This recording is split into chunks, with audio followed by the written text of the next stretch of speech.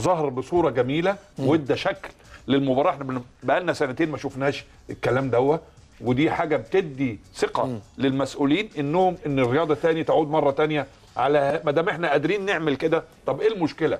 يعني احنا شايفين دلوقتي طبعا الكابتن طاهر ابو زيد وزير الرياضه، طبعا حاجه تفرح ان الناس المسؤوله كلها بتلتف حوالين الكره المصريه، وده بيعتبر يعني سند كويس ودفعه كويسه ان الدوري العام يعود مره تانيه ما دام احنا قادرين نعمل نهائي جميل بهذا الشكل. تمام. الناحيه الثانيه طبعا بعد الجمهور بيجي النظام زي حاجه تفرح الناس في اماكنها، ناس اخر احترام، ناس حاجه جميله جدا بالنسبه للجماهير، بالنسبه للمسؤولين، بالنسبه للمباراه في الملعب.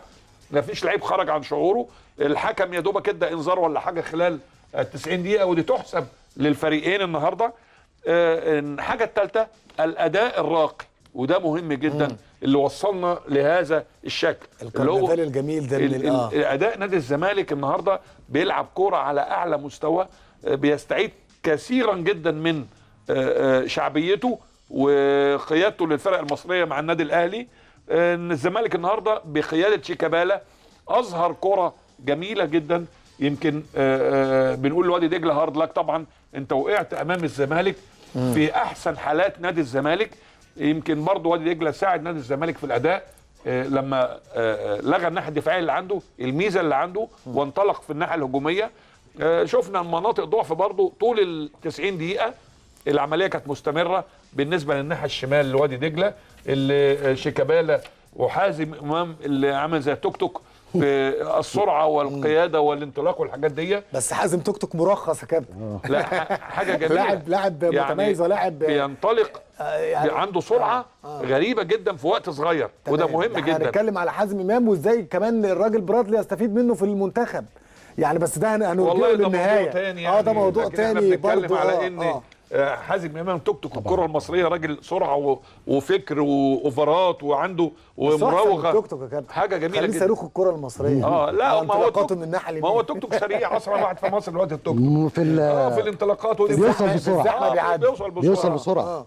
طبعا النهارده ما شفناش عبد الواحد في الماتش، وده يوريك ان نادي الزمالك كان بيهاجم ازاي وبيملك الكره ازاي طيب كابتن، خلينا نتوقف ونذهب إلى ملعب المباراة، حيث مراسم تسليم كأس مصر أمام المنصة باستاد الجونة، وكبير اليوران مندوبا عن رئيس الجمهورية السيد عدلي منصور يسلم الكأس برفقة الكابتن طاهر أبو زيد وزير الدولة لشؤون الرياضة، وفي حضور الدكتور كمال درويش رئيس نادي الزمالك، وجمال علام رئيس الاتحاد المصري لكرة القدم. صوت وصورة مع مراسم التسليم، وأيضا موجود المهندس ماجد سامي رئيس نادي وادي دجله اللي بنهنيه على وصول وادي دجله للمباراه النهائيه لكاس مصر. نذهب الى ملعب المباراه وصوت وصوره مع مراسم تسليم كاس مصر. المدرب العام والكابتن عبد الباقي جمال بيتسلموا طبعا ميداليات الفضه المركز الثاني، ومعاهم طبعا اخصائي التدريب ناصر هريدي ومحمود نبيل وسيد محمود، والقياده طبعا الفنيه لكابتن هاني رمزي، وحوار كده من ايمن يونس، كابتن ايمن يونس عضو مجلس اداره نادي الزمالك، والكابتن محمود الشامي ودكتور كمال درويش والكابتن جمال علام رئيس مجلس اداره الاتحاد المصري لكره القدم. وهنا الفرحه من الكابتن حلمي طولان وعبد الواحد السيد هيخشوا طبعا لعيبه نادي الزمالك، ومعاهم طبعا وليد مهدي المنسق هنا في الملعب من الاتحاد المصري لكره القدم للملعب. ادي كوارشي بيتلقى طبعا الميداليه، والكابتن احمد فتح الله والكابتن عبد الباقي جمال من طبعا اعضاء مجلس اداره وادي كابتن خالد لطيف عضو مجلس اداره الاتحاد المصري لكره القدم في المقصوره الرئيسيه. جو جميل واحتفاليه رائعه. دي كابتن ايمن يونس، وادي هيثم حارس المرمى هيثم محمد، والحوصري شفناه قبل كده، وادي بدلاء ايضا فريق وادي دجله سواء احمد مجدي شادي عهدي وايمن عادل، عشان ما ننساش حد طبعا من كل اسامي فريق وادي دجله. ادي نادي الزمالك، ويدخل عبد الواحد السيد كابتن التيم اول واحد يتلقى طبعا الميداليه الذهبيه وحصوله على طبعا المركز والفوز بالمركز الاول وهو الفوز بكاس مصر. طبعا المركز الثاني في وادي دجله شيكابالا، وادي على طول حضن كده، لان بقول لحضراتكم اكثر واحد قدر يحتضن النجوم هو الكابتن ايمن يونس، عرف ازاي يوظف النجوم سواء شيكابالا سواء احمد جعفر. ادي تحيه لاحمد سمير وشفنا شيكابالا، وادي تحيه ايضا اللي جاي طبعا يخش في التشكيله فتح الله. شفت رقم 20 فتح الله اللي طبعا بنتمنى له طبعا العوده مره اخرى للملاعب بعد الاصابه. وادي محمد ابراهيم، احمد توفيق، وشفنا قبل كده صلاح سليمان، وادي طلبه، احمد جعفر، وشايف السعاده على وجه الكابتن ايمن يونس. وادي الكابتن محمود الشامي عضو مجلس اداره الاتحاد المصري، اعضاء مجلس اداره نادي الزمالك، ابو مرتضى ابن المستشار مرتضى منصور، وادي كابتن خالد لطيف.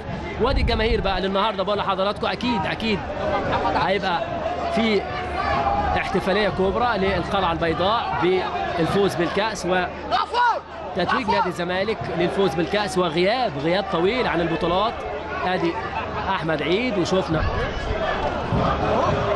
لعيبه نادي الزمالك بتتلقى التهنئه طبعا في المقصوره الرئيسيه. مؤمن زكريا، وادي عمر جابر، محمد عبد الشافي داخل، وادي هاني سعيد، احمد حسن بيسلم هنا على الكابتن طارق ابو زيد وزير الرياضه، والكابتن جمال علام رئيس الاتحاد المصري لكره القدم. جو جميل واحتفاليه رائعه هنا في استاد الجونه الرياضي بقول لحضراتكم، اللي احتضن يعني وادى بريق امل لعوده النشاط الكابتن اسامه نبيه، واحد من نجوم نادي الزمالك، كان لاعب وايضا النهارده بيتلقى طبعا كاس مصر، بيحصل على الكاس وهو مدرب، قبل كده حصل على الكاس وهو لاعب تتحسب له. ايضا الكابتن حلمي طولان المدير الفني، كابتن ايمن حافظ طبعا مدرب حراس المرمى لنادي الزمالك، ايضا الكابتن ممدوح المحمدي المدرب العام، وادي احمد عيد والفرحه بالميداليه. هنشوف طبعا وادي احمد علي، وادي جعفر والتحيه. ايضا نادي الزمالك الكابتن حماده انور المدير الاداري، والكابتن ادي حضن كبير جدا لحلمي طولان من الكابتن ايمن يونس، وادي الكابتن اسامه نبيه. فرحانين طبعا ما فيش شك بعوده البطولات مره اخرى. الجهاز الفني والاداري لنادي الزمالك حماده انور ايضا مدير اداري، والكابتن احمد السيسي الاداري، الكابتن مصطفى المنيري طبيب الفريق، الدكتور عمرو المطراوي مدرب احمال، والكابتن محمد السيد والكابتن علي حسونه. دول اعضاء الجهاز الفني كلهم داخلين علشان يتلقوا الميداليات الذهبيه.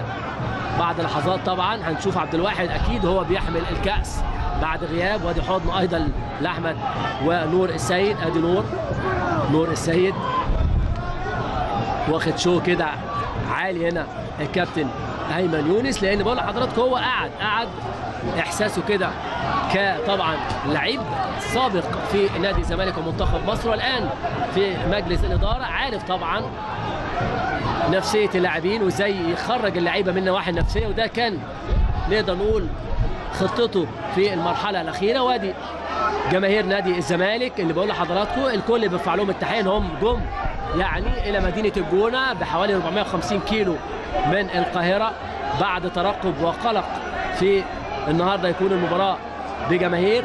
اعتقد النهارده يوم رائع، لو المباراه بدون جماهير اعتقد ما كانش هتخرج بالحلاوه والطعامه ديت.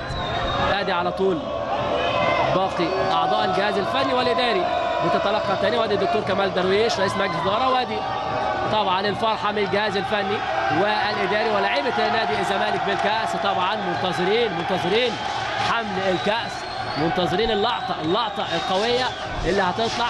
وادي محافظ البحر الاحمر سياده اللواء طبعا احمد عبد الله بيتلقى طبعا التهاني مع اعضاء مجلس الاداره لنادي الزمالك اللي بيحضروا هذا اللقاء. وادي كاس مصر لهذا الموسم، وكابتن ايمن يونس يرفع كاس مصر مع كابتن التيم عبد الواحد السيد، ويعود مره اخرى عبد الواحد السيد لحمل كاس مصر.